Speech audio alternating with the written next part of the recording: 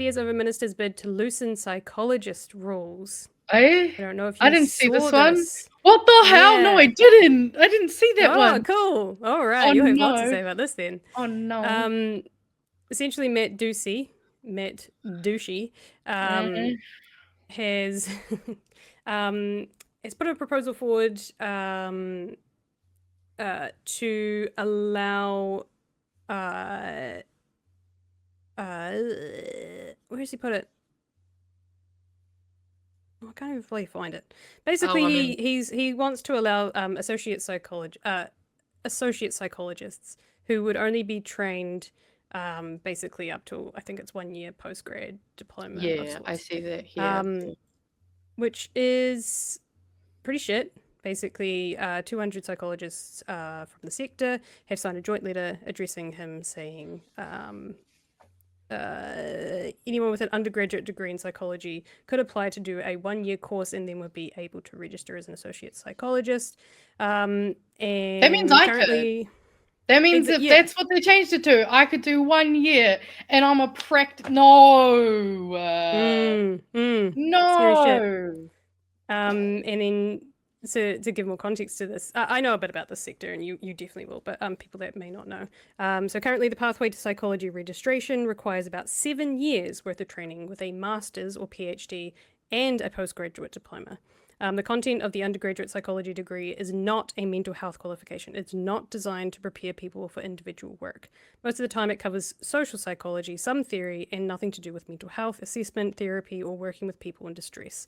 Psychologist is a protected term for a reason, just like you can't call yourself a doctor unless you have certain qualifications. You cannot call yourself a psychologist unless you have very specific qualifications and you are registered with the psychology board.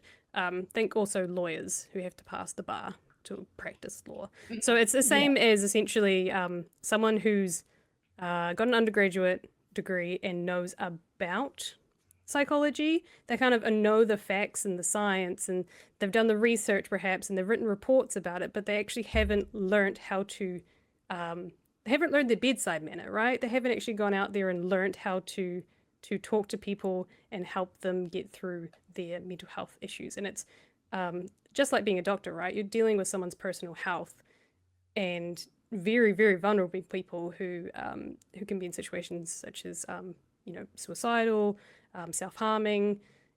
Someone like, I don't know about you, but like if I had a psychology degree, I wouldn't be able to help. I wouldn't be able to help someone. I'd be able to say, hey, I kind of understand what you mean. Like, you've got these suicidal thoughts, which maybe, like, I can explain it to them, but I can't help them.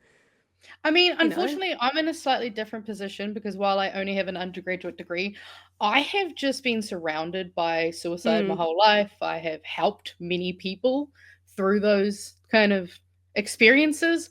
So like I do actually have some tools kind of in my like kit to be slightly helpful, but at the same time that is like literally just a tiny couple of little bit of band-aids to try and get them to the person who can actually help them. You know what I mean? Like I can help kind of delay people straight away so that we can get them where they need to. But again, like you said, I mean, in an undergraduate degree, like I wouldn't even say it's just bedside manner. We don't go in depth on things. We just have to learn a little bit of everything. And a lot of like that kind of undergrad stuff is also about kind of just meeting requirements.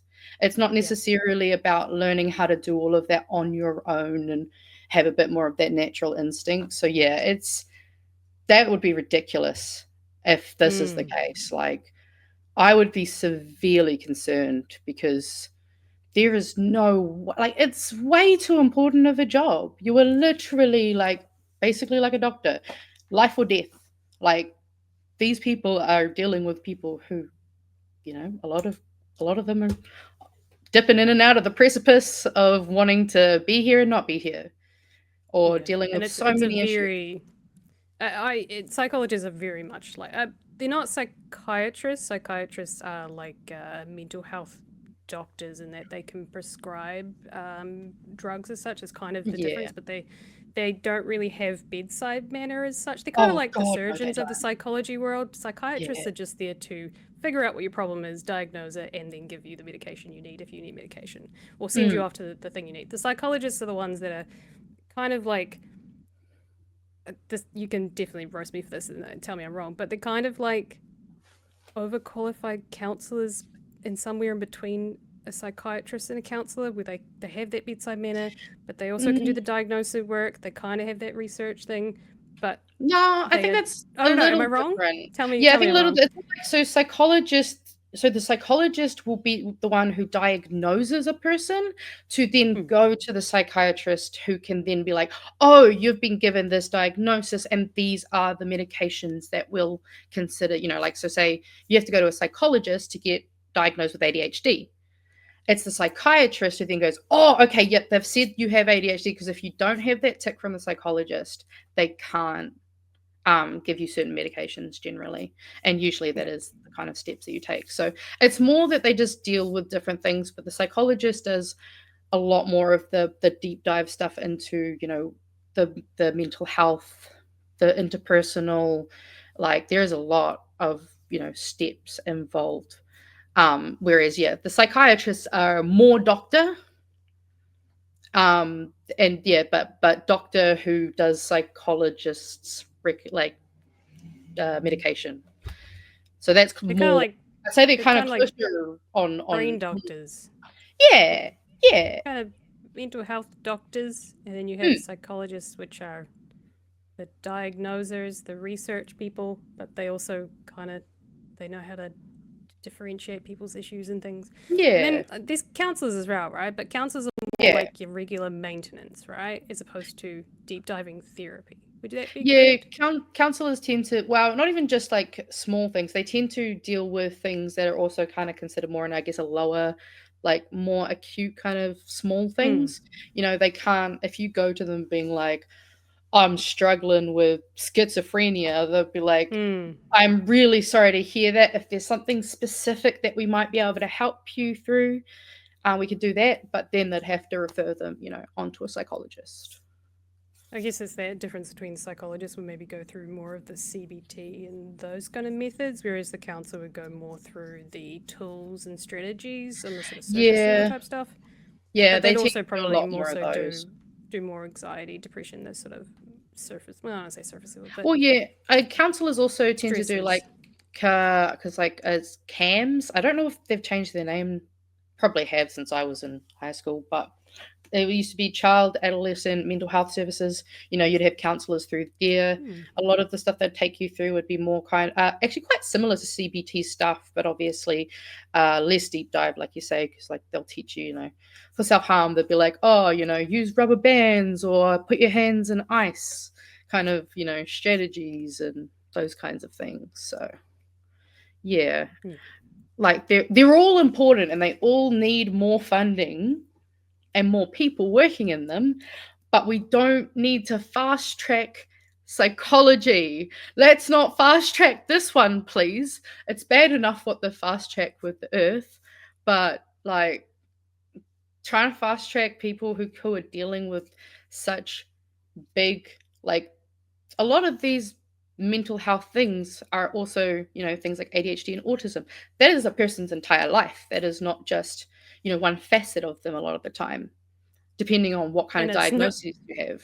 and the tools that they give you from it. No offense to counselors, but sometimes the counselors will just treat the symptoms and not the cause. And I think that's where psychologists kind of come in there. Yeah. They go, oh, okay, actually, now that I've talked to you for several hours, I understand that, you're not depressed because, chemical imbalance or, don't like that term, but it's not just you're depressed and we can kind of lift your mood type thing and it's Mm, stress related. It's actually, oh, you're actually depressed because of this underlying cause, this mm, underlying thing that is continually happening, and now you're getting depressed. And actually, I mean, that's in my case cyclical mm. depression because of usually job and feeling stuck and things.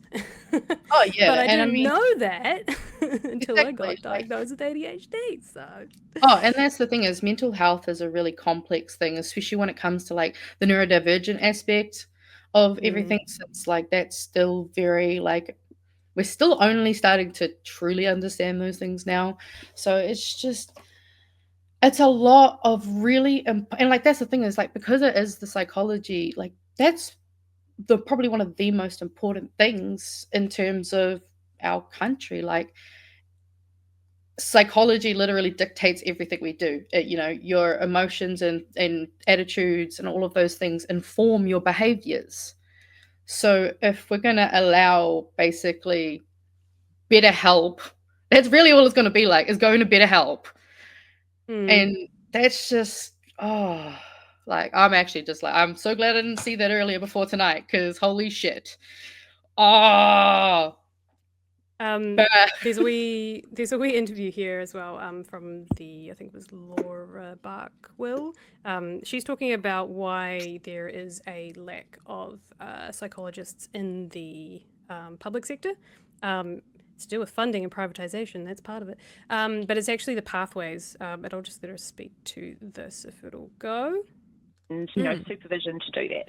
Conversely, there are a lot of people presumably on waiting lists to try and see psychologists because there is a shortage. So would something like an associate psychologist role not take some of the pressure off those lists? No, so I think one of the current issues is, the training programs have quite small amounts of people who go through them. My understanding is the Ministry of Health have increased some of the positions in the training pathways, but they haven't then increased the amount of psychologist positions that are available within the public health service. So actually, if you're training extra people but you don't have additional roles for them to go into, then you're not going to be able to increase people's ability to access psychology support. So, sound familiar? Mm-hmm. Doctors, nurses. Yep. Teachers not so much, because there's tons of teaching positions, but funding-wise, yep, you can get people through the... So what I hear from this is that, and from my experience and understanding, is that they may increase the training positions, but if they don't have positions for those people to go into in the public sector, what ends up happening, privatization, they all go into their own private clinics because they now are psychologists, they can practice psychology, they pass the bar, as a saying, but because they can't get positions in the public sector, which I'm sure a lot of them do want to go into public health, they end up going private, and in order to cover their costs in private, they end up having to pay $150. I think it's the cheapest I've ever seen a psychologist 1 hour appointment, easily in the 200s for a psychologist appointment.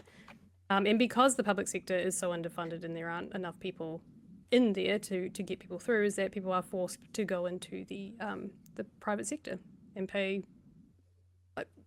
pay what they have to pay, but it's really inaccessible. Inaccessible. And it's just 1 hour. Private, you're looking like even more, like, it's just ridiculous.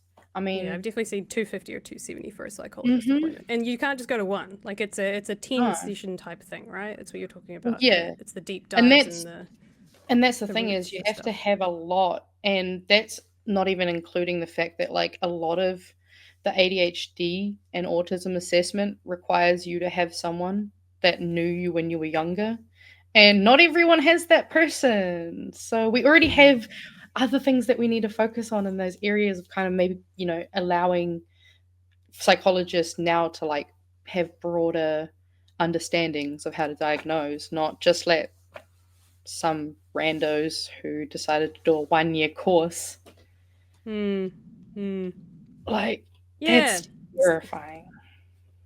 So some interesting stuffs that are coming out of there. I'm glad the profession's come out and said, fuck off. Absolutely. One of the things that's also mentioned as well is that the risk here is that someone who was from, I think it was Otago, did say that over in the UK that they have trialed something like this, but associate psychologists train under, and they work in tandem with trained psychologists, and they don't just go out there on their own. So the risk is that if you allow that to happen, you've got all these people who are underqualified, or unqualified, let's be honest, who could then replace psychologists in the public sector. Like, they're not going to go out of their way to they've got associate psychologists. They don't need psychologists. We've fixed the hole, but they're actually just making things worse, basically.